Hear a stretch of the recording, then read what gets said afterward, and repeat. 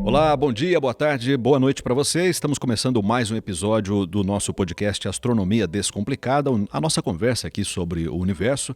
Mais uma vez, recebemos o professor Francisco, obrigado pela participação. Eu que agradeço. PJ sempre com a gente também, obrigado PJ. Eu também agradeço. E sempre quem nos conduz nessa viagem aí, nessa conversa aqui, nesse podcast, é o Leonel Andriato, grande conhecedor do tema. Obrigado pela sua participação, Leonel. Eu que agradeço, muito obrigado. E vamos mais um, né? Muito bem, vamos para mais um então. O tema que nós escolhemos hoje é um tema que está super aí comentado, né, na mídia. São dois assuntos bem interessantes. O primeiro nós vamos falar sobre essa polêmica, aí não chega a ser uma polêmica, mas é uma conversa, novas descobertas sobre o núcleo da Terra. E aí, o núcleo parou, o núcleo desacelerou? Tem gente que fala que até o núcleo inverteu ou vai inverter, será? Vamos saber sobre isso. Vamos falar também sobre o cometa verde, né? O famoso cometa verde aí que recentemente foi avistado em vários locais, conseguiram registrar imagens dele, bem interessante também. Vamos começar sobre o núcleo, então, da Terra. No último programa que a gente fez sobre o Sol, um programa bem interessante, você que está acompanhando esse episódio, se não ouviu, corre aí no seu aplicativo, né, e procura esse episódio, porque foi bem interessante. A gente falou um pouquinho sobre o núcleo do próprio Sol, né? Tocamos no assunto do núcleo da Terra e falamos sobre essa diferença de velocidade, né? E agora essa nova descoberta que teve, né, Leonel? O que se descobriu de novo? Veja, o planeta Terra, vamos entender como que é formado. 4,5 bilhões de anos atrás. Mas vamos enxergar ele agora, no momento. A crosta, o manto e núcleo. Só que o núcleo é dividido em dois. O núcleo central mesmo, que ele é menor. Depois vem um núcleo maior. Depois vem o manto, depois a crosta. Eu já vou fazer uma pergunta já. A crosta da Terra, a gente consegue saber a espessura dela? Sim. E também do manto até o núcleo? Sim. Essa espessura, o raio da Terra está em torno ali de uns 6 mil, de um lado dá 12 mil quilômetros mais ou menos, né? Você tem a estrutura vamos fazer uma analogia meio tosca, mas dá para entender, como um ovo, tá? O ovo, você tem a casca, você tem a crosta, a clara, manto e a gema, que é o núcleo, a gema é dividida em dois aí, né? No caso do núcleo da Terra. E cada um tem um espaço. Só que esse espaço também ele tem varia algumas certas distâncias. Por quê?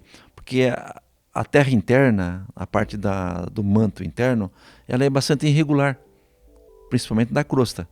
Tem lugares que ela tem uma maior profundidade, tem lugar que tem menos profundidade. Ou seja, o diâmetro do núcleo ali, o núcleo em si é quase que uma bola, uma esfera, mas o manto é que altera bastante. Porque lá no princípio da formação teve junção, né? Teve um contato, né? Com dois planetas, né? E acabou se formando a Terra. Inclusive, eles acreditam que parte da Lua saiu da Terra e do outro planeta, né? Formação. Então ficou de uma maneira um pouco irregular. Veja, a formação do núcleo. O que acontece com o núcleo? Núcleo, níquel, ferro. Tem mais alguns elementos pesados no meio. O manto, você tem a rocha derretida, né? Quase rocha mesmo. E a crosta, que é a rocha fria, né? Você pode ver que o manto, às vezes, tem momento que ele tem o respiro, são os vulcões. Os vulcões, tem região que o magma, né? Ele cria caminhos para a superfície. E geralmente ele cria o que modifica muito o relevo do planeta, a superfície da Terra, chuvas, vento e vulcões. Os terremotos, que é a mudança das placas. As placas funcionam como se fosse um barco em cima do magma. Vai se deslocando, vai para cá, vem para cá. Tanto é que Pangeia, que era uma única placa, ela foi se dividindo, foi se criando o relevo que temos hoje. né? Então por isso que dá o nome da Terra, que é um planeta ativo, né? Que ela tem uma atividade Isso. sísmica que é por conta do núcleo. Por conta do núcleo. Núcleo e o magma, né? E são forças, né, que atuam de tal maneira que, como você pegar dois navios. Você encosta dois navios no outro, um fazendo força para um lado, outro para o outro. O que acontece? Um vai ceder. E aquele que cede, nesse momento, é que gera uma placa. Uma atrita a outra, nesse momento, que gera o terremoto, que gera a liberação da energia que está ali. Tá? Sr. Leonel, qual que é o sentido da rotação do núcleo da Terra? Ele girava no mesmo sentido do planeta, da superfície. Só que ele girava mais rápido. Aí, com experiências e com pesquisa, perceberam que o núcleo ele começou a rodar sincronizado com o planeta. Ou seja, ele diminuiu a rotação. O que isso afeta? Né? Ainda não sabemos completamente o que nos afeta, mas de alguma coisa vai afetar. E esse giro começou como? Por que o núcleo gira? Porque a Terra gira também? É a dinâmica dos movimentos. Quando a superfície da Terra ela gira e o núcleo gira, ele cria, de uma certa maneira, os atritos, né, entre o núcleo e o magma. E esse atrito, se eu tiver sincronizado com a Terra, não vai acontecer esses atritos, porque vai estar os dois girando na mesma velocidade. Essa diferença de velocidade, a princípio, porque como que se formou o planeta Terra? O princípio do movimento do núcleo teve lá na origem, quando se formatou a Terra, quando a Terra foi formatada. Então, de lá para cá, vem se mudando, tanto é que a Terra, de uma certa maneira, ela tem um pequeno movimento de distância do Sol. O que faz essas placas se unirem, né, lá na formação, Certo. é exatamente quando a gente pode falar que é uma energia estática, que gruda Não. e daí começou a girar? Porque Não. de onde que vem o giro? Alguém chegou lá com a mão assim e virou, vamos girar esse negócio aqui. É forças gravitacionais. A força gravitacional que gira. Então lá no início, quando a Terra começa a girar, o núcleo também, os elementos, ela ficou quente, os elementos foram descendo, formou o núcleo, e o núcleo também girou por conta dessas forças. Vênus gira o contrário em relação à translação, né? Vênus. Impacto. Lá atrás. Lá foi impacto. Foi impacto. A inclinação de planeta também é impacto. Impacto. E essa diferença de velocidade do núcleo pode interferir também na velocidade da superfície? Uma interfere na outra ou são independentes? Então, é isso que estão estudando agora. Porque aí pode interferir até na duração dos dias, tudo, né? Sim, eles estão tentando... E como é que sabe que a velocidade mudou, parou? Não tem ninguém lá embaixo vendo. Como mede isso? O que eles fazem? Eu vou dar uma analogia não é legal, mas dá para entender. Você vai balancear seu pneu do carro. Tem aquelas máquinas que eles põem encostando no pneu e gira, né?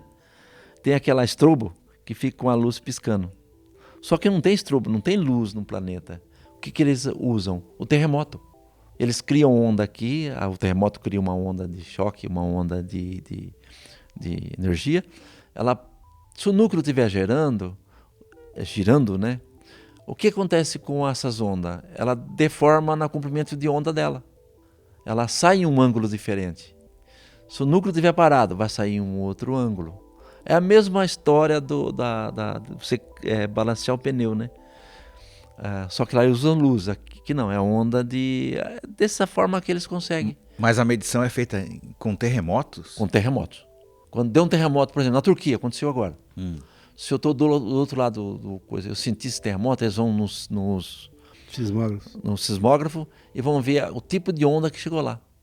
O tipo de onda que chegou, eles comparam com o sismógrafo que esteja na Turquia, eles vão saber exatamente o que aconteceu com o núcleo. Sr. Leonel, mas a gente não precisa ficar com medo não, né? Não, fica tranquilo, não. igual o filme que o mundo vai acabar, que o mundo vai... Fica tranquilo. Porque o núcleo parou. É cíclico. É cíclico. É cíclico.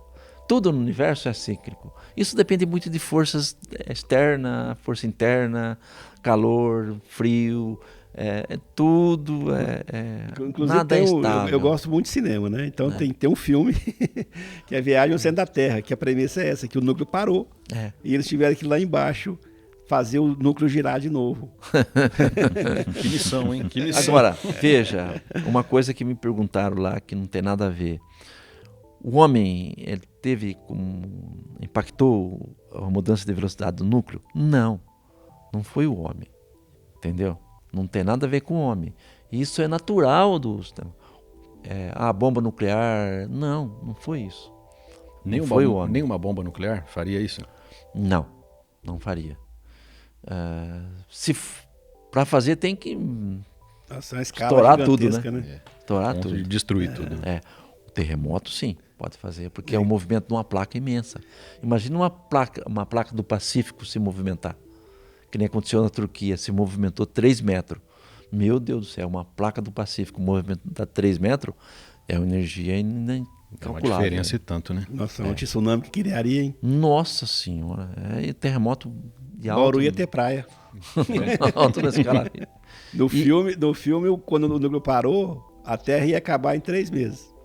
Ainda não temos isso. Não terminou. Não. Vai longe, pode ficar tranquilo, que vai muito longe ainda. O que prejudica, sim, a Terra é o homem, né? Com as poluições, com a emissão de carbono, com um monte de coisas aí que Então, se é ciclo, o núcleo pode voltar a girar mais rápido de novo? Pode, com certeza vai voltar. Inclusive aumentar a velocidade dele, porque como o Zeca perguntou, sim. Se pode alterar a duração do dia, tal, quer dizer que se ele aumentar muito maior também, os dias vão ficar mais... Não, o dia para nós está relacionado com a superfície. O que pode acontecer, por exemplo, tudo que o atrito, se eu esfregar uma mão na outra aqui, eu vou ter um atrito, certo? E esse atrito do núcleo, ele pode criar uma resistência ou pode aumentar a velocidade. Mas mudar em termos de coisa muito pequena. É coisa muito pequena. Não vai. E a energia que é gerada a partir do núcleo muda alguma coisa com essa velocidade? A temperatura? Sim, a temperatura. Aí já seriam efeitos que seriam sentidos aqui. Então isso pode causar terremotos? O terremoto na realidade, quando você aquece, quando você tem uma flutuação de temperatura e de energia do magma, que é do manto, ele pode alterar as correntes. Qual que é o movimento da placa? Por exemplo, a placa que nós estamos aqui. É 1 polegada por ano. Próximo. Por isso que não tem tanto terremoto no Brasil? No Brasil fica no centro da placa. Então nós estamos meio que protegidos. A placa, se eu não me engano, vai 500 milhas. A borda da placa dentro do Oceano Atlântico. Que fica entre o oceano e a África, né?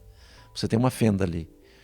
Essa fenda está se abrindo, ela está se afastando. E essa fenda vai até a Islândia, né? Até a Islândia. Até a Islândia. Exatamente. Esse chama de círculo do fogo, né? Onde as placas têm a junção, a união das placas, né? Então, Léo, nós estamos vendo aqui umas atividades sísmicas mais frequentes, né? Principalmente vulcões ativos mais frequentes de um tempo para cá. Uhum. Isso é em decorrência do núcleo direto? Também. Porque qual que é a tendência? A tendência comentei no programa anterior, né? A variação de temperatura. E o que provoca isso? São os atritos, a tendência é esfriar, né? Mas se eu aumento a velocidade, eu aumento o atrito, aumenta-se a temperatura. E essa transferência da temperatura do núcleo para o manto, ela é muito... São ciclos que acontecem ali, não é constante. Né? Essas mudanças de temperatura está ligada diretamente ao movimento do núcleo. Afeta nós? Sim, afeta. Mas não sei, ainda não sabemos o quanto afeta. Entendeu? Alguma coisa deve afetar, mas o quê? Porque tá tudo interligado, tudo está no sistema. É muito cedo ainda. É cedo para dizer. Uhum. Então vai alguns anos ainda. E isso é similar, acontece em outros planetas também? Sim, é tudo essa relação bem parecido, do núcleo com a superfície. À medida que eu aprendo aqui, eu sei que acontece lá. Em Marte, por exemplo. Marte é frio, totalmente frio. Porque o núcleo já esfriou. Esfriou, o núcleo esfriou. Entendeu? Todo planeta tem um núcleo quente? Ou teve um núcleo quente, ou tem um núcleo quente? Você tem os gasosos. Acredita-se que no centro, por exemplo, de Júpiter tem um núcleo, tá? Com altíssima temperatura. Agora, a maioria dos planetas. Agora tem planeta que já se tornou uma bola de uma rocha, né? Esfriou, tornou uma rocha. Não tem mais nada. Qual seria? Só. Qual seria o planeta? Então, a Marte, por exemplo, ele esfriou, o núcleo esfriou. Tá? O Júpiter tem uma grande vantagem. Ele gera mais energia. Ele recebe muito tamanho, né? Mais energia do que ele emite. Entendeu? É matemático aí, né? Um planeta gasoso pode vir se tornar rochoso com o passar dos bilhões de anos? Se ele perder a atmosfera, sim. Ele vai perder toda a atmosfera dele, que é a base de gases, né? E se tornar só o núcleo.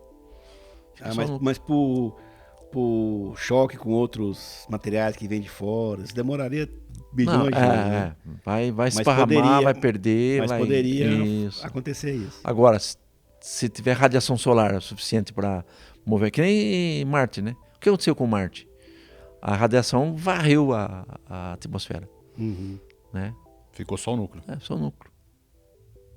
Né? E quanto mais próximo do Sol, mais facilmente acontece, né? Porque a radiação é grande, né? O núcleo do planeta pode acontecer de mudar? Pode. Na realidade, o que aconteceu? Ele começou a girar sincronizado com o planeta, com a superfície. Então ele parou. Na realidade está girando, mas está sincronizado. É porque a referência é a superfície. A referência é a superfície.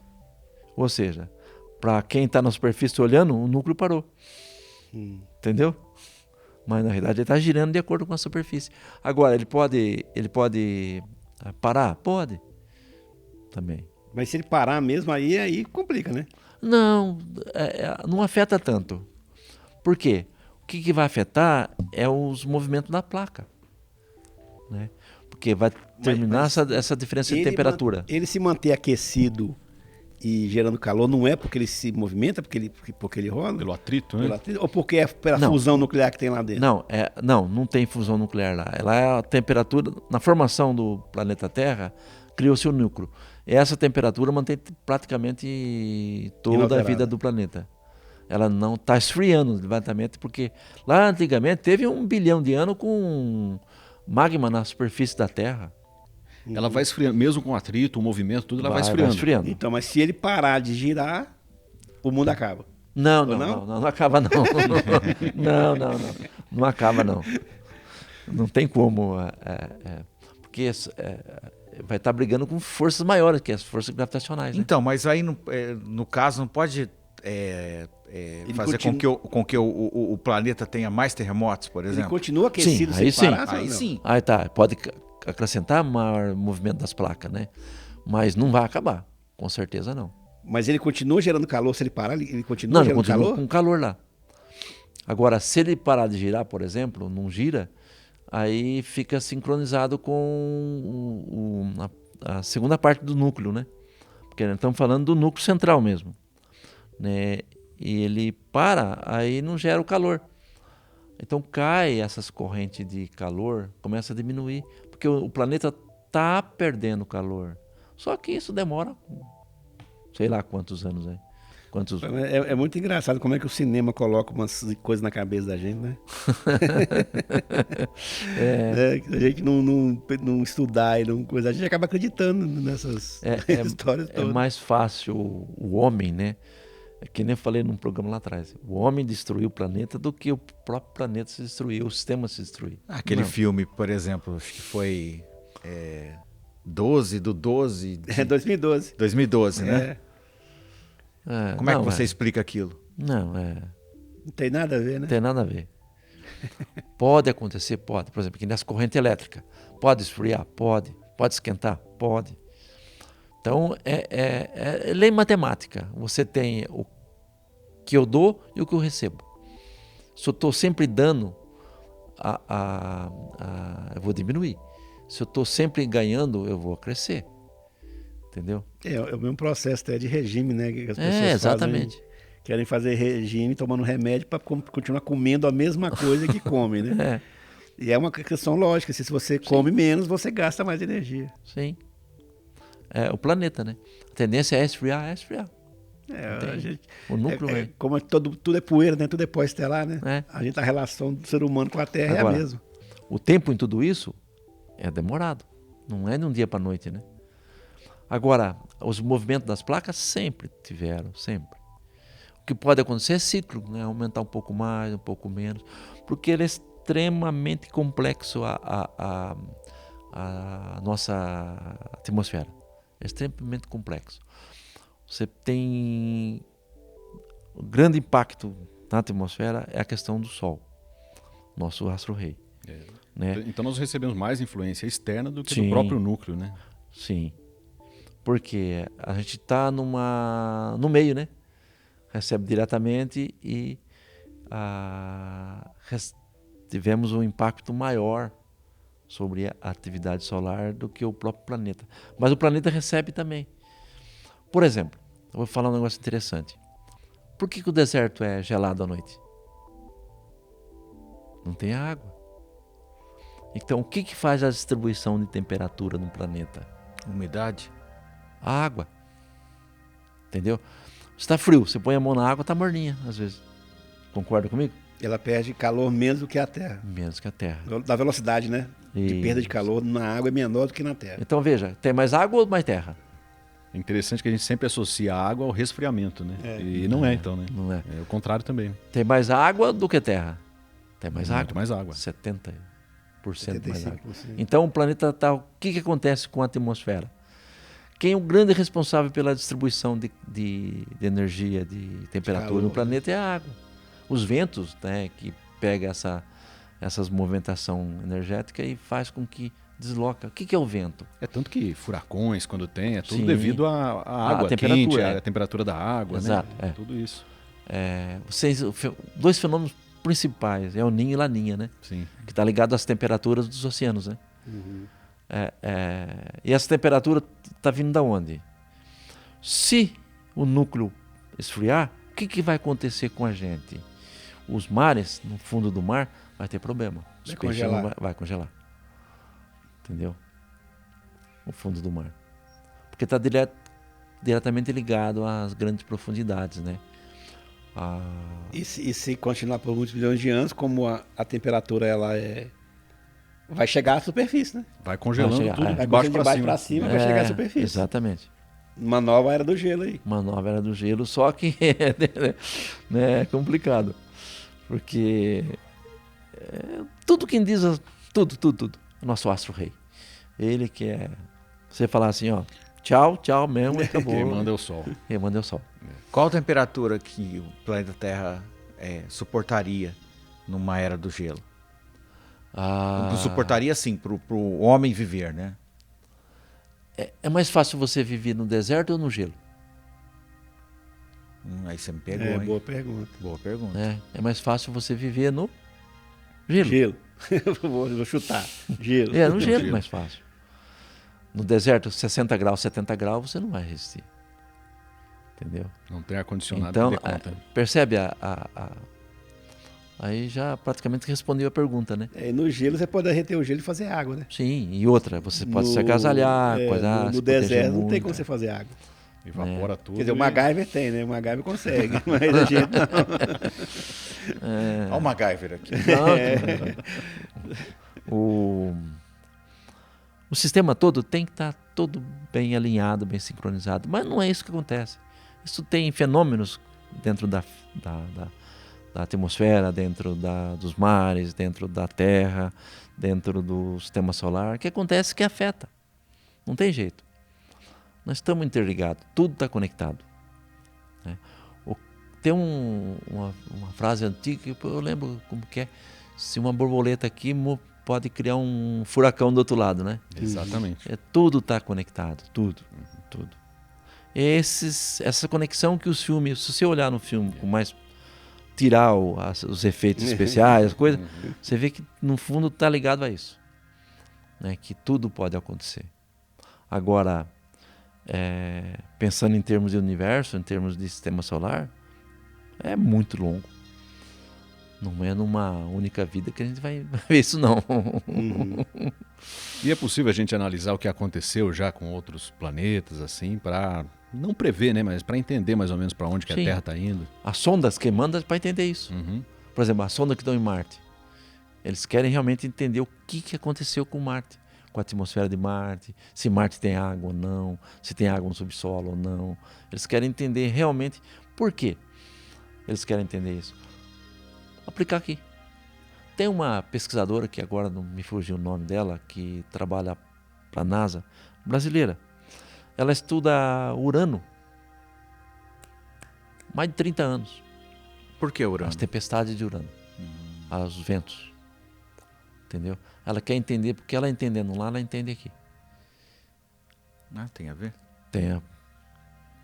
É Ctrl-C, Ctrl-V, né? Só que em tamanhos diferentes, em proporções de graus diferentes. Apesar de ser um planeta distante, tem uma relação, né? Tem uma relação. Tem algo que se aplica aqui também, Sim, né? Que a gente pode... Com certeza. Marte, por que estudam Marte? Será que tem gente sobreviver lá? Entendeu? E teria? Então, aí está a questão. Com tecnologia mais avançada, nós conseguimos sobreviver, sim. Tá? Mas até o momento é difícil. Mas exige tecnologia. Aí o filme mostra isso. A gente nem sabe se está preparado para viver aqui na Terra. Se acontecer é. algo com uma era do gelo, ou algum calor extremo, né? As grandes era do gelo, dificilmente eles não conseguiram entender ainda. Que foram aquelas onde o planeta inteiro ficou gelado. Né? Que tem alguma coisa a ver, só que não está ainda explicado com os movimentos do planeta em volta do Sol, em volta do braço da galáxia, dentro do braço da galáxia. Tem alguma a ver com os movimentos. Ainda não está... Essas pequenas eras do gelo já está mais ou menos explicada. Mas as grandes geleiras mesmo, que aconteceu lá atrás, que foi responsável por eliminar uma grande quantidade de seres no planeta, não conseguiram entender ainda. Não se sabe ainda. E um outro tema que a gente tinha reservado para esse episódio também, Leonel, é sobre os cometas, né? Em específico, o cometa verde, que foi muito comentado recentemente, né? Várias imagens foram registradas. O que ele tem de tão especial, Leonel? Olha, ele é praticamente igual aos outros. Que é Halley, por exemplo, né? O que diferencia são da origem dele. Qual o material é predominante nos cometas. Mas é interessante, como é que eu sei a origem dele? A rota. Só que muitas vezes, por exemplo, o que acontece com Júpiter?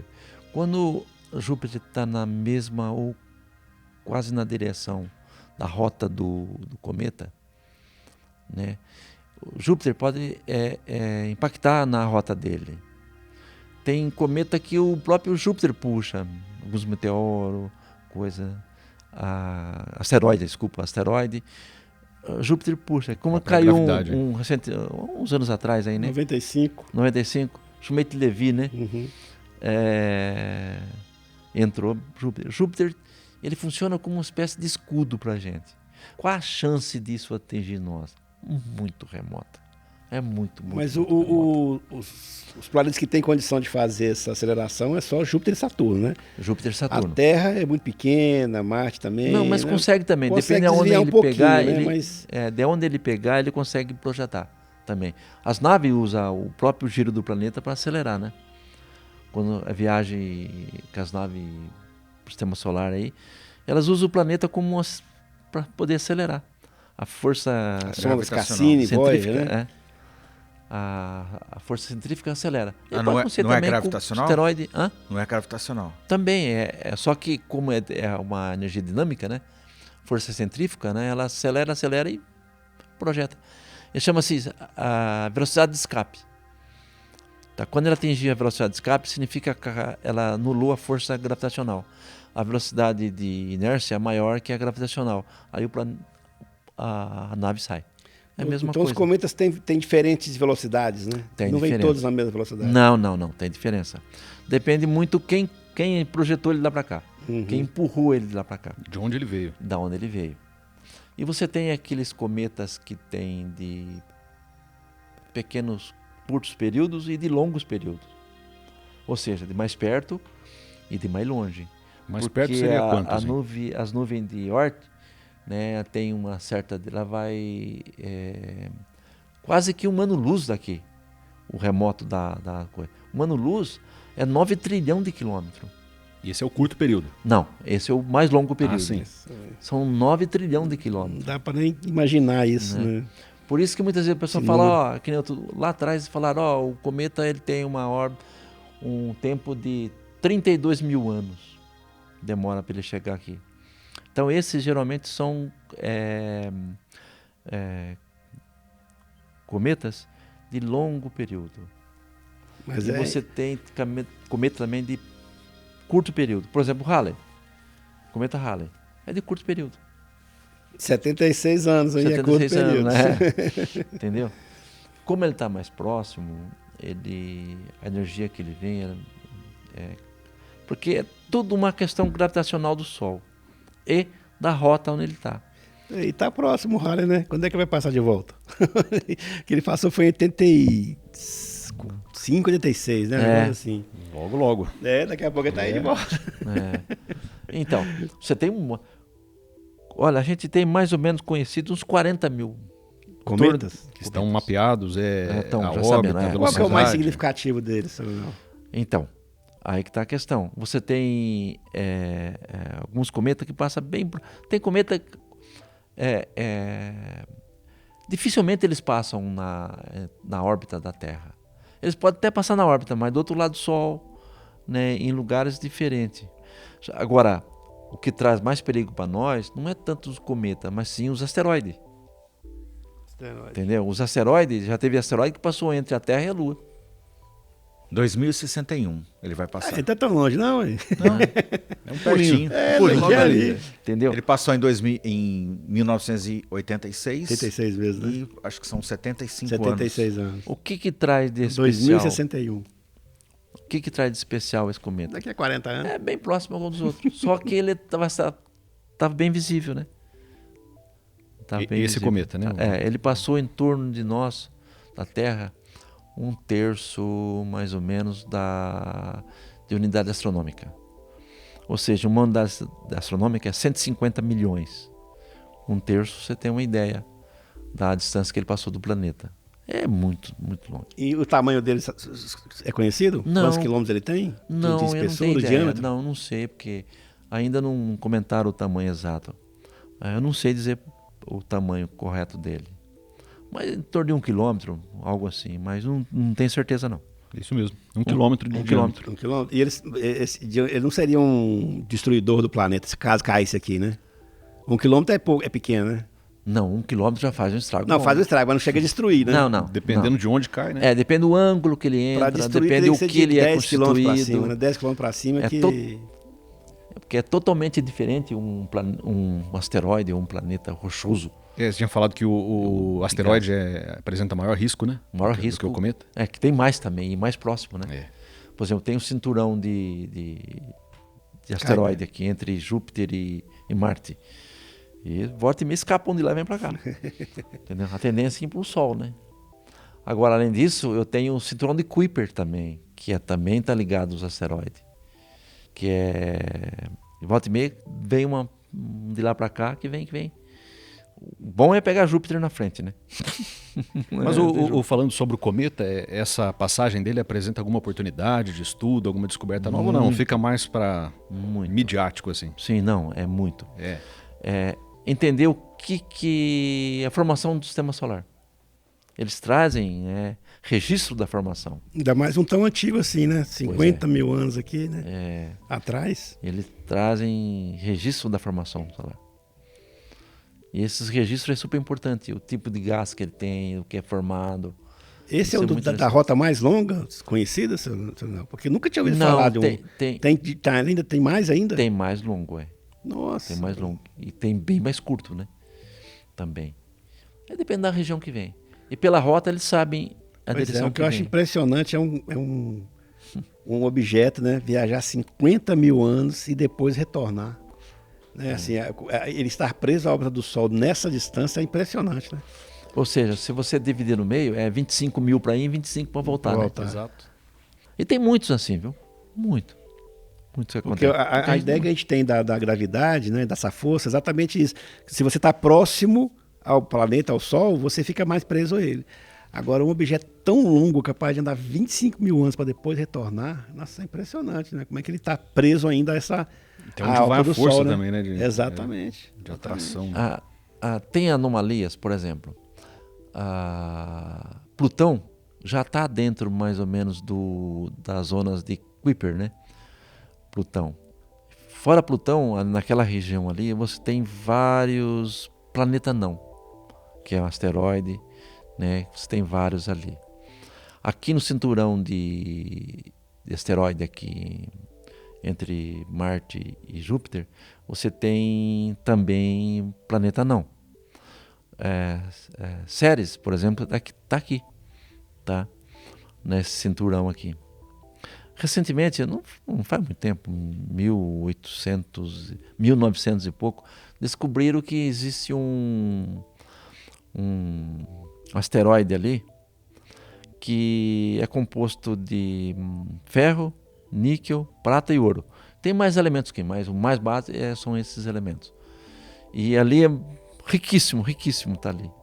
Né? Que lembra do núcleo da Terra? Sim. Os elementos do núcleo da Terra? Que ali eles acreditam que existia um planeta antes, que aquele asteroide é um núcleo do planeta que estava ali. O que a maior base da ciência mostra? Que de duas uma, ou era um planeta que explodiu, ou era na própria formação que não conseguiu se formar corretamente devido às gravidades de Saturno e Júpiter. E só sobrou o núcleo. Só sobrou o núcleo e todos os que estão em volta, os pedaços, né? Mas isso são suposições, né? Não, eles têm uma base, de duas uma ou outra. A maioria dos cientistas acha que é na formação, que não foi o planeta que destruiu. Se desintegrou e... E esse núcleo, ele traz uma quantidade imensa de ouro, platina. O pessoal já está querendo mandar a sonda para lá. Se achar um jeito. Uns tempos atrás, os americanos mandaram uma sonda, né, para um asteroide. Por lá, a sonda desceu no asteroide e fez análise de... O que eu achei muito mais interessante, por que eles fazem isso? Para saber a origem de tudo, se é o mesmo elemento que tem na Terra, se tem os elementos químicos igual, da onde foi a formação, se ele veio, porque pode acontecer de vir asteroide, cometa de fora do sistema solar, porque nessa distância você tem, de uma certa maneira, a estrela vizinha aqui, a nossa Alpha Centauri, né? Ela consegue interferir também no sistema.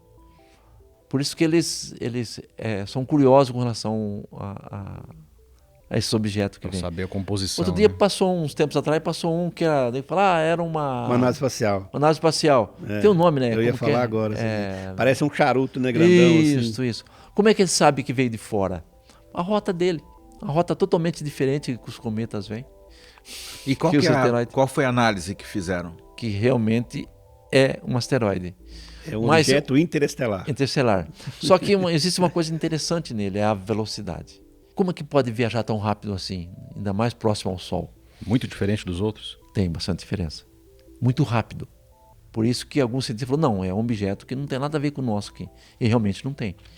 Mas não sabe de onde veio ele. Nossa, se ele viesse na nossa direção... Aquele ali acabava com tudo. Porque a velocidade dele era muito grande e ele era muito grande também. Né? Então, eles não sabem dizer se era totalmente rochoso, né? Tá. Porque quando é totalmente rochoso, ele não rebenta, né? Quando você entra na atmosfera. Ele não chega a se partir.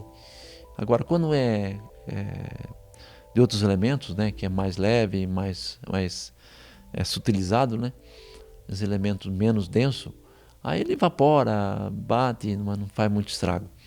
Mas quando é rochoso, meu pai. É ferroso, né? Ferroso, é. Ferroso. Meu pai. Esse é o perigo. É. Que eles chamam de asteroide rochoso, né? Que tem a maior parte da constituição é ferro, né? Que veio de sei lá de onde. E os cometas também têm diferentes composições? Tem. Tem. Depende muito da região que ele vem. Da nuvem de Oort. Mas basicamente todos têm gelo, né? Todos têm gelo. Tem água congelada. Toda né? Por isso que é interessante eles estudarem, né? Para saber exatamente da onde que veio e os elementos químicos que estão ali. Por que tem mais asteroide do que cometa? Porque são mais próximos, Os cometas realmente todos estão são mais longe. distantes. Mesmo que tenha uma órbita em Período curto. mais curto, né? Tempo menor, eles estão mais longe.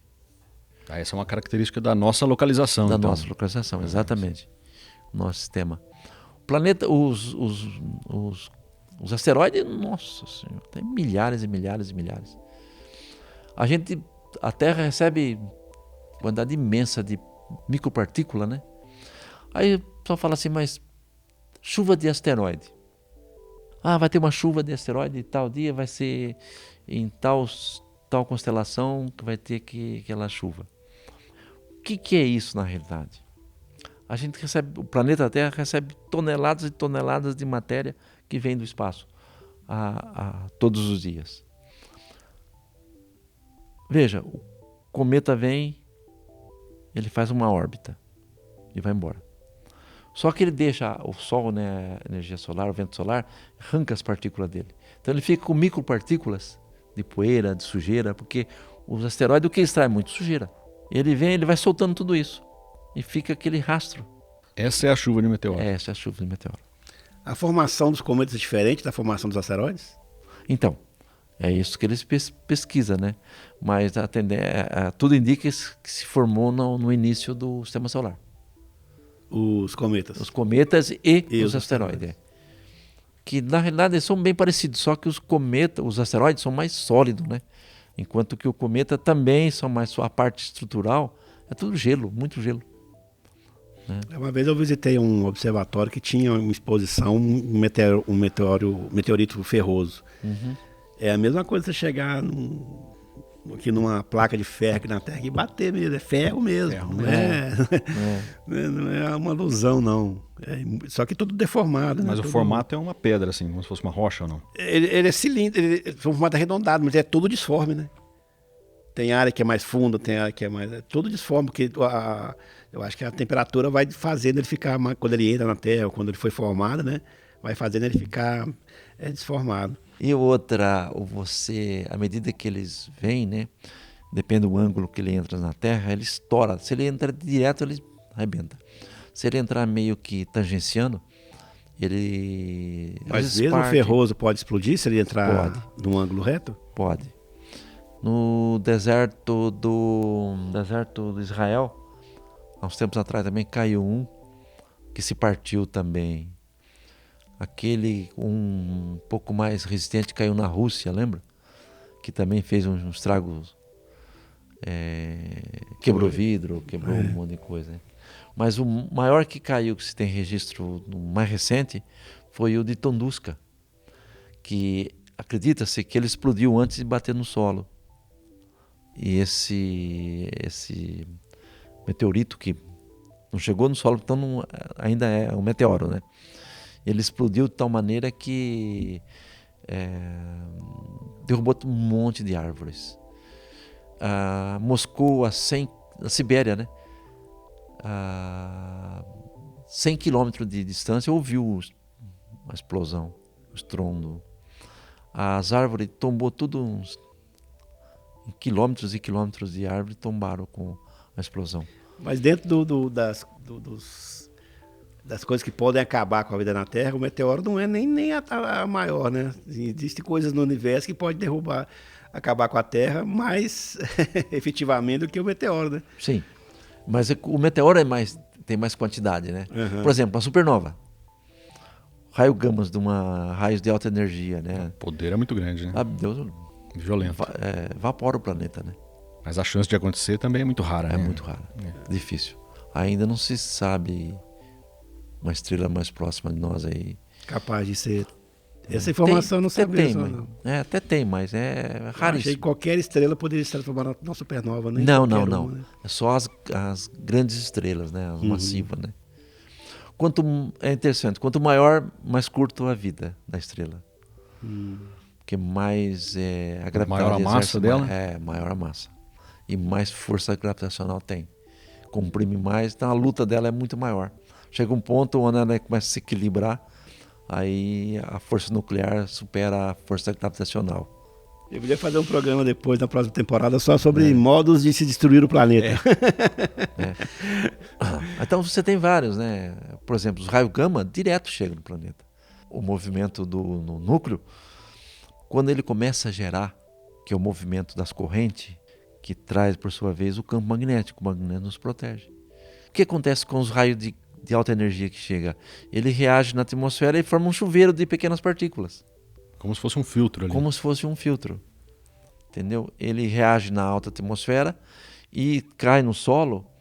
Por exemplo, como é que eu consigo captar raios gama? Eu coloco um satélite lá e coloco uma chapa. Interessante que ele vem de uma certa direção do espaço, você não tem nada lá.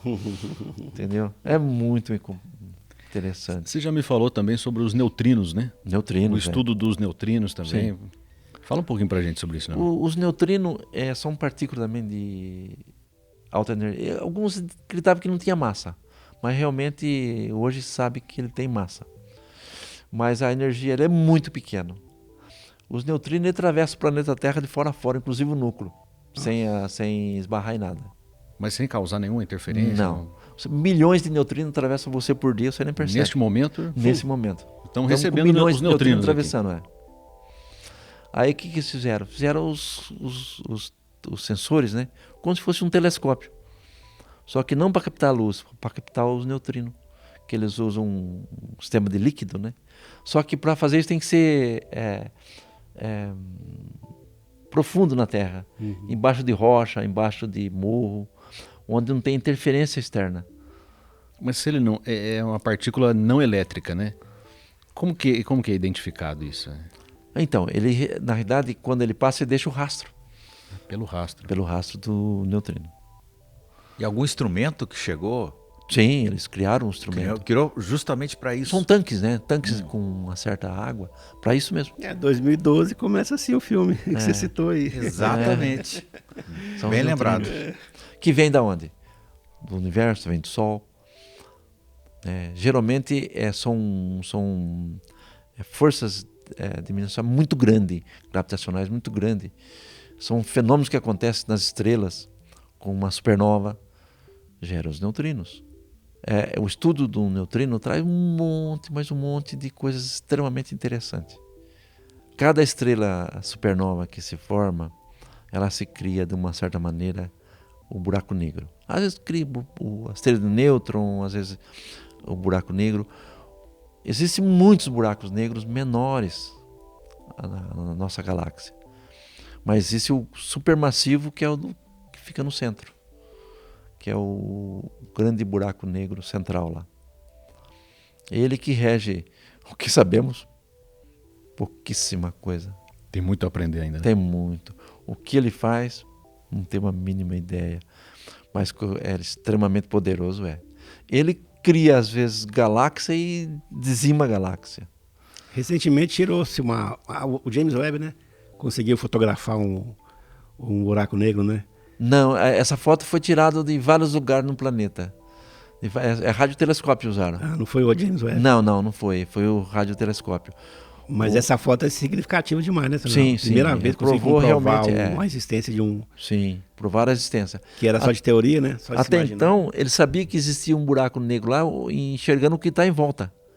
O que é a estrela, qual a reação das estrelas, né? O que acontecia com as estrelas em volta daquela região. Só que eles não enxergavam, porque é negro.